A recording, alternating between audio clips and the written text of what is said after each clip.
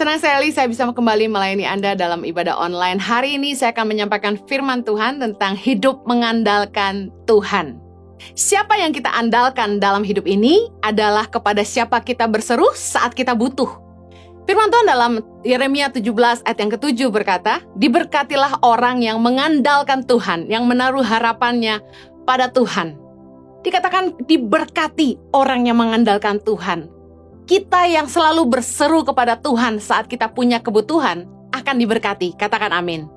Siapa yang kita cari saat kita terjepit menunjukkan siapa yang kita andalkan dalam hidup ini.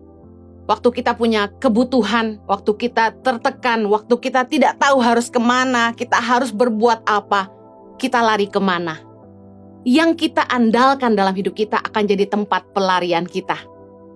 Firman Tuhan mengajarkan kepada kita untuk tidak mengandalkan kekuatan sendiri, yaitu kekayaan kita, kepandaian kita, kekuasaan, pengalaman, jabatan.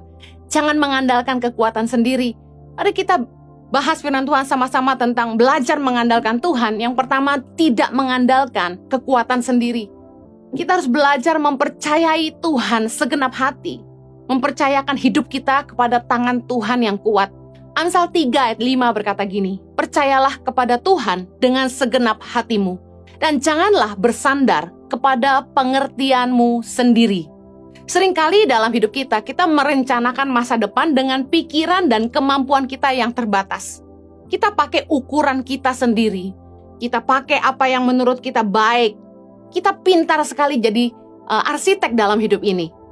Tapi tahukah Anda seringkali ukuran yang kita pakai itu kadang-kadang kerendahan karena kita kurang percaya Tuhan atau bahkan ketinggian karena kemauan kita terlalu banyak. Dan kita lupa bahwa Tuhanlah yang pegang kendali hidup ini. Manusia boleh berencana tapi Tuhan yang menentukan semuanya. Nah, apa maksudnya? Jangan mengandalkan pengertian kita sendiri adalah ini. Kita harus ngerti bahwa rancangan kita belum tentu rancangan Tuhan.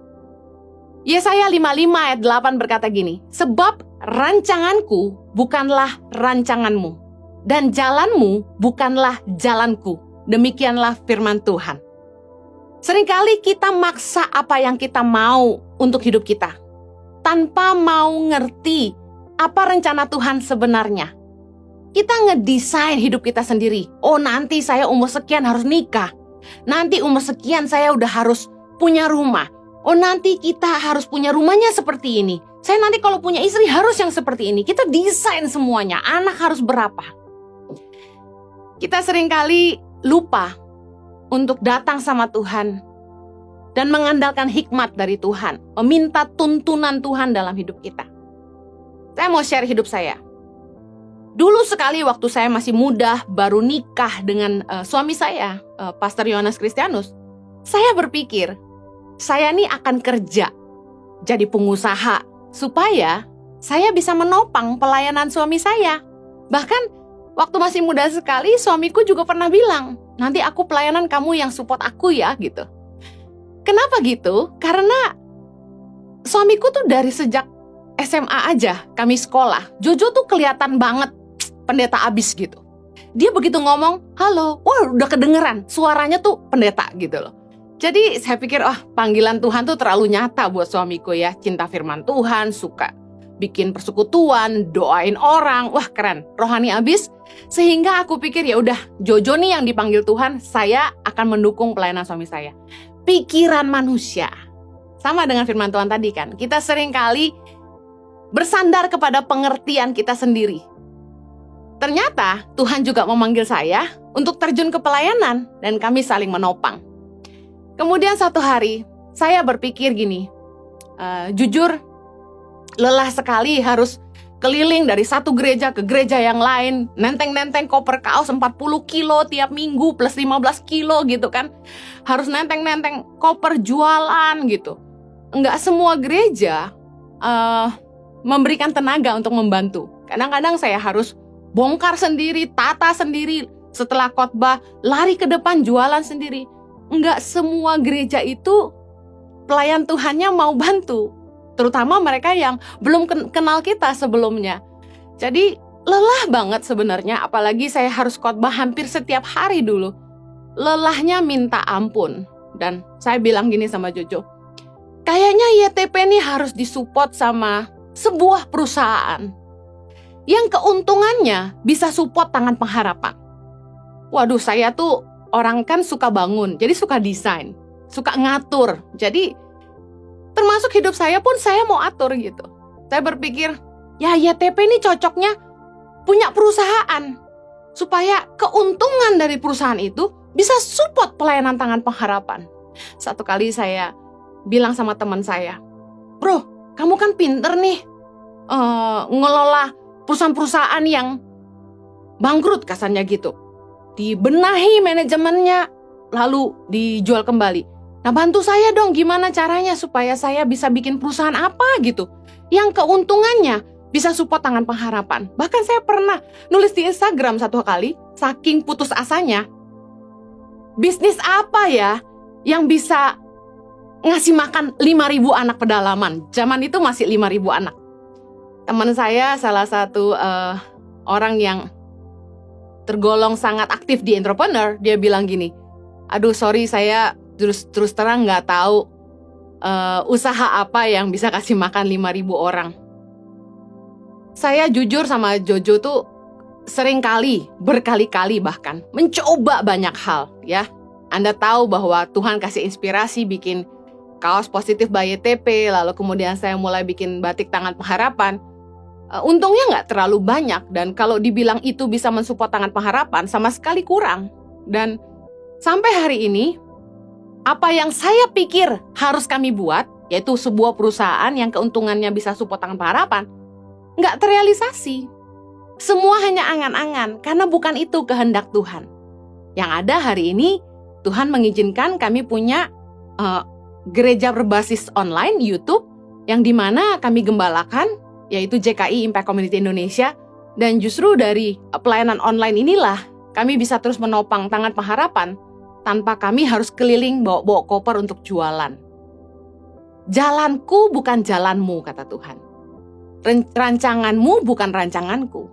Kadang-kadang kita terlalu sok pinter ngedesain masa depan kita dengan pikiran dan kemampuan kita yang terbatas. Kita membatasi Tuhan untuk bekerja lebih hebat dalam hidup kita. Jangan mengandalkan pengertian kita sendiri. Mari percaya kepada Tuhan dengan segenap hati. Amin.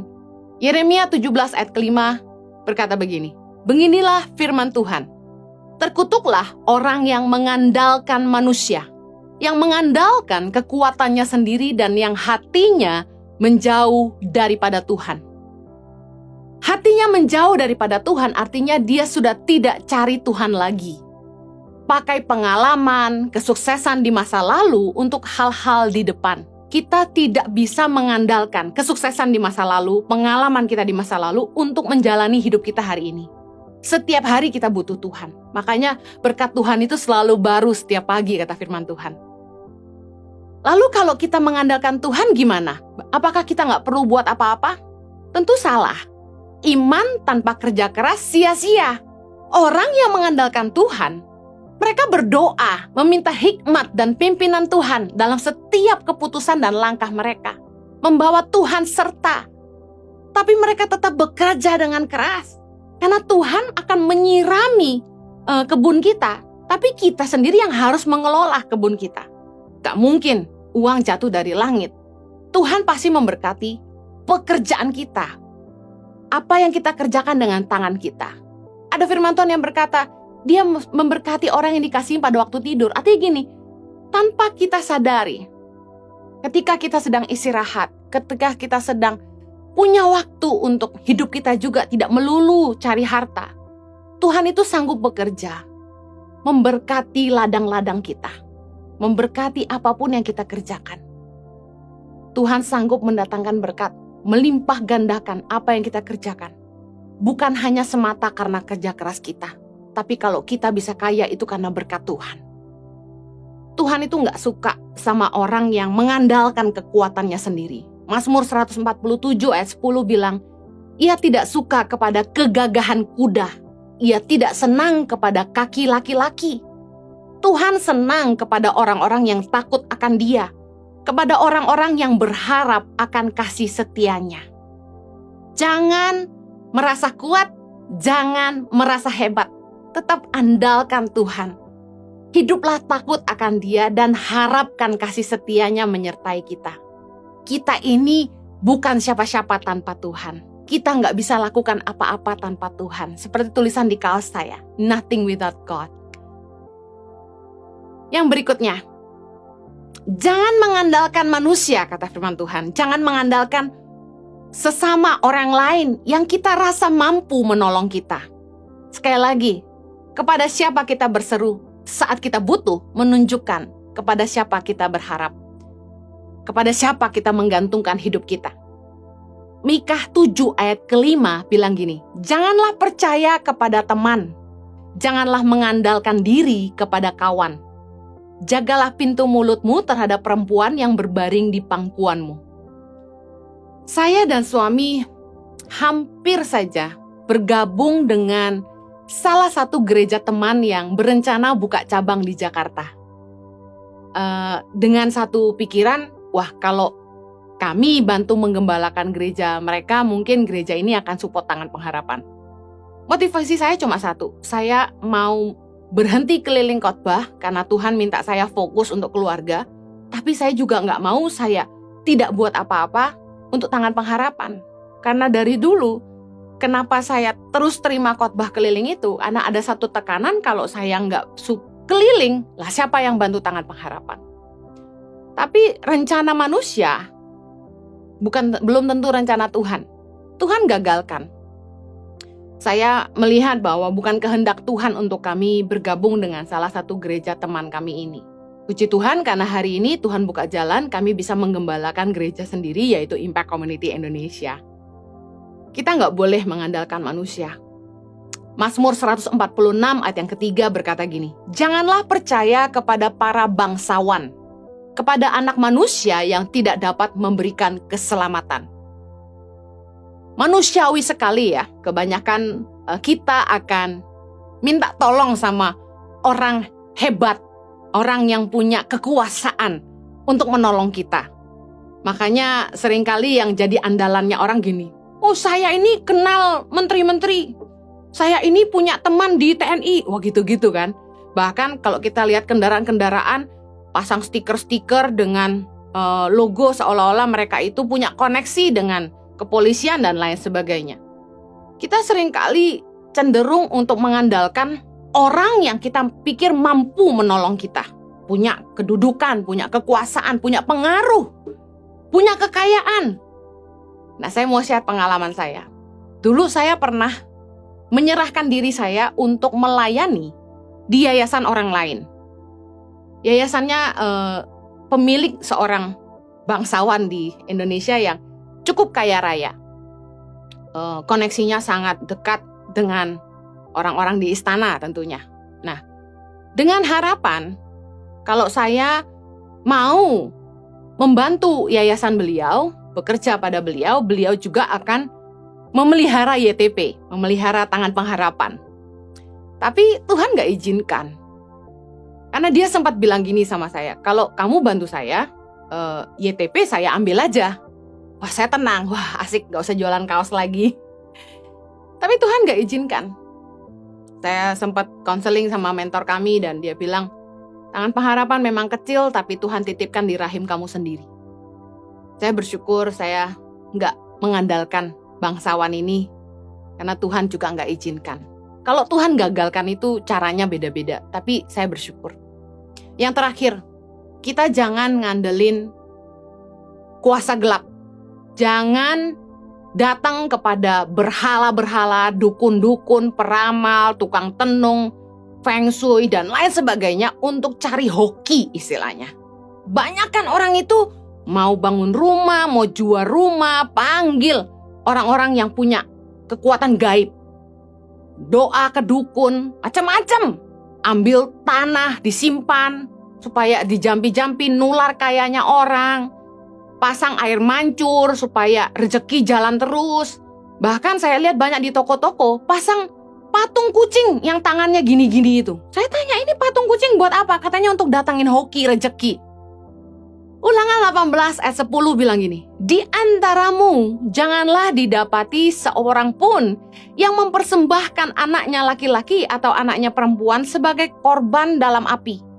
ataupun seorang yang menjadi petenung, seorang peramal, seorang penelaah, seorang penyihir, seorang pemantra, ataupun seorang yang bertanya kepada arwah atau kepada roh peramal, atau yang meminta petunjuk kepada orang-orang mati. Sebab setiap orang yang melakukan hal-hal ini adalah kekejian bagi Tuhan. Dan oleh karena kekejian-kekejian inilah Tuhan Allahmu menghalau mereka dari hadapanmu.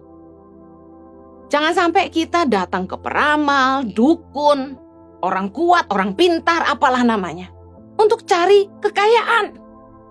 Imamat 19 ayat 26b bilang, janganlah kamu melakukan telaah atau ramalan.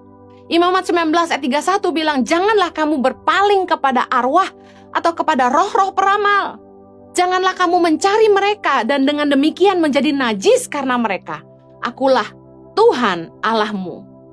Penyembahan berhala, mencari rejeki kepada roh-roh gelap, merupakan kekejian bagi Allah. Jangan sampai kita menyembah kepada berhala demi harta. Ada orang-orang yang mencari pesugihan ke dukun. Pergi ke tempat-tempat yang katanya keramat, membawa persembahan, duduk di bawah pohon, nungguin daun jatuh dari pohon keramat itu untuk disimpan daunnya di dompet, katanya biar dompetnya tebal. Datang ke dukun-dukun untuk disemprot, disembur-sembur pakai air, dikasih minum ini dan itu. Bawa pulang, doain apa, lalu dibawa pulang disimpan, disembayangi. Ada yang kemarin cerita sama saya, nyolong tanah dari rumah orang kaya, lalu tanahnya disimpan, katanya supaya kekayaannya nular. Dan yang lucunya, katanya harus dicolong, gak boleh ketahuan sama yang punya. Lalu memanggil Feng Shui untuk mengarahkan pintu mana, meja ngadep mana yang hoki. Minta nasihatnya sama orang-orang sakti. Air mancur harus terus mengalir, supaya rezeki ngalir terus. Harus ada yang bikin patung ikan, lukisan ikan, katanya supaya rezeki lurus-lurus. Macem-macem. Dengar baik. Susah payah gak menambahi. Berkat Tuhan yang menjadikan kita kaya, kata firman Tuhan. Siapa yang menjadi andalan kita, biasanya jadi tempat ketergantungan kita. Kita akan takut kehilangan orang yang kita andalkan. Dan kita akan hormat sama orang yang kita andalkan. Kita akan baik-baikin mereka. Bawain sesembahan supaya ngambil hatinya. Biarpun gak dimakan, bawain makanan terus. Biarpun gak butuh, dikasih hadiah terus. Kenapa? Orang-orang yang menjadi tempat ketergantungan, yang kita andalkan, biasanya kita takut kehilangan dan kita hormatin dan kita baik-baikin. Mari lakukan hal yang sama kepada Tuhan. Kalau kita mau belajar hidup mengandalkan Tuhan, saya mau tutup dalam 3 hal ini. Yang pertama, kita harus punya ketergantungan akan pimpinan Tuhan. Mari datang kepada Tuhan tiap hari dan minta hikmat Tuhan dalam kita menyelesaikan semua masalah. Dalam setiap pengambilan keputusan. Waktu kita harus mengambil langkah apa yang harus kita ambil. Ayo andalkan Tuhan. Doa, Tuhan tolong aku. Jatuhkan hikmat dalam hatiku. Tuhan pimpin aku. Jangan sampai aku buat keputusan yang salah. Tuhan tolong berbicaralah. Saya tuh kalau lagi tanya Tuhan sesuatu, Tuhan belum ngomong-ngomong, saya kejar terus. Pagi, siang, malam saya tanya terus. Tuhan ngomong dong. Tuhan aku harus gimana? Karena satu keyakinan saya bahwa tanpa pimpinan Tuhan tidak ada keberhasilan. Mari yakini sama-sama kalau kita mau belajar mengandalkan Tuhan. Tanpa pimpinan Tuhan tidak ada keberhasilan. Milikilah ketergantungan akan pimpinan Tuhan. Belajar seperti Musa dalam Keluaran 33:15 berkata begini. Berkatalah Musa kepadanya, jika engkau sendiri tidak membimbing kami, janganlah suruh kami berangkat dari sini. Bayangkan. Bilang sama Tuhan, kalau Tuhan gak nyertai kami gak mau pergi. Amen. Yang kedua, mari belajar mengandalkan Tuhan. Seperti kita takut kehilangan orang yang kita andalkan, takutlah hilang penyertaan Tuhan dalam hidup. Mazmur 51 ayat 11. Raja Daud berdoa begini, janganlah membuang aku dari hadapanmu, dan janganlah mengambil rohmu yang kudus daripadaku. Daud tidak mau kehilangan Tuhan dalam hidupnya. Tidak mau kehilangan hadirat Tuhan. Daud tidak mau Tuhan mengambil rohnya daripadanya. Mari miliki rasa, Tuhan, aku gak mau kehilangan penyertaan Tuhan. Tuhan sertai aku, jangan tinggalkan aku. Aku gak bisa hidup tanpa Tuhan. Nah, kalau kita punya rasa takut kehilangan penyertaan Tuhan, kita akan menjaga hati Tuhan. Kita akan menjaga hidup kita berkenan kepada Tuhan. Kita jaga hidup dalam kebenaran, dalam kekudusan. Kita akan lebih cinta Tuhan daripada cinta uang. Karena kita tahu kalau sampai kita berbuat hal-hal yang tidak menyukakan hati Tuhan, Tuhan mungkin marah sama kita. Tuhan mungkin gak akan menyertai apa yang kita kerjakan. Dan karena kita tahu tanpa penyertaan Tuhan, kita gak akan bisa buat apa-apa. Kita akan jaga hati Tuhan.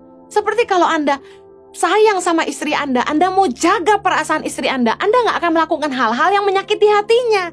Sama dengan Tuhan, kalau Anda tidak mau kehilangan penyertaan Tuhan, gak mau kehilangan rohnya dalam hidupmu, ayo cintai dia lebih daripada hartamu. Cintai dia daripada selingkuhanmu. Mari jaga hidup dalam kebenaran dan kekudusan. Jangan mencuri, jangan mengambil apa yang bukan bagianmu. Jangan korupsi, jangan makan suap. Mari hidup sungguh-sungguh layak di hadapannya. Pastikan kita berkenan kepadanya. Yang terakhir, kalau kita mengandalkan Tuhan, marilah kita sungguh-sungguh menjaga hidup kita dalam kebenaran dan perkenanan Tuhan. Hormati Tuhan dalam hidupmu. Kalau ada orang yang support hidup kita, kita pasti hormat sama orang itu. Kita jaga perasaannya. Amsal 3 ayat 7, janganlah engkau menganggap dirimu sendiri bijak. Takutlah akan Tuhan dan jauhilah kejahatan. Amsal 16 ayat 6, dengan kasih dan kesetiaan, kesalahan diampuni karena takut akan Tuhan, orang menjauhi kejahatan. Kalau kita sungguh-sungguh mengandalkan Tuhan, kita akan jaga perasaan Tuhan. Kita akan hormati dia. Kita gak akan lakukan hal-hal yang tidak menyenangkan hatinya. Kita pastikan hidup kita selalu berkenan kepada Tuhan. Mari andalkan Tuhan dalam hidup ini. Kepada siapa kita berseru saat kita butuh. Menunjukkan siapa yang menjadi andalan dalam hidup kita. Pastikan Anda mengandalkan Tuhan dan bukan kekuatanmu sendiri. Pastikan Anda mengandalkan Tuhan dan bukan kecerdasanmu sendiri. Pastikan Anda mengandalkan Tuhan dan bukan teman, bukan bangsawan, bukan orang kaya yang kita pikir bisa bantu kita. Kalau Anda mengandalkan Tuhan, pastikan Anda tidak menyembah berhala, tidak mencari kesugihan dari tempat-tempat yang salah. Mari andalkan dia dalam hidup ini. Bekerja sungguh-sungguh, tapi minta dia menyertai selalu. Tuhan berkati, mari kita berdoa. Kiranya kasih karunia-Mu menolong setiap kami untuk terus hidup dalam kebenaran, kekudusan, dan juga hidup mengandalkan Tuhan. Bapa, tolong umat-Mu, berikan hikmat pada setiap kami Tuhan, dalam membuat keputusan dalam hidup kami, dalam menghadapi setiap masalah, jalan keluar, berikanlah hikmat dan nasihat, supaya kiranya penyertaan-Mu Tuhan, yang membuat kami berhasil dalam apa saja yang kami kerjakan. Tuhan, kiranya Engkau boleh mengurapi kami, memberkati pekerjaan tangan kami, sehingga apa saja yang kami buat pasti berhasil. Terima kasih Tuhan, sertai umat-Mu dimanapun mereka berada. Kami percaya Engkau akan memberikan kepada kami kemenangan atas setiap pergumulan kami. Demi nama Yesus kami berdoa. Amen.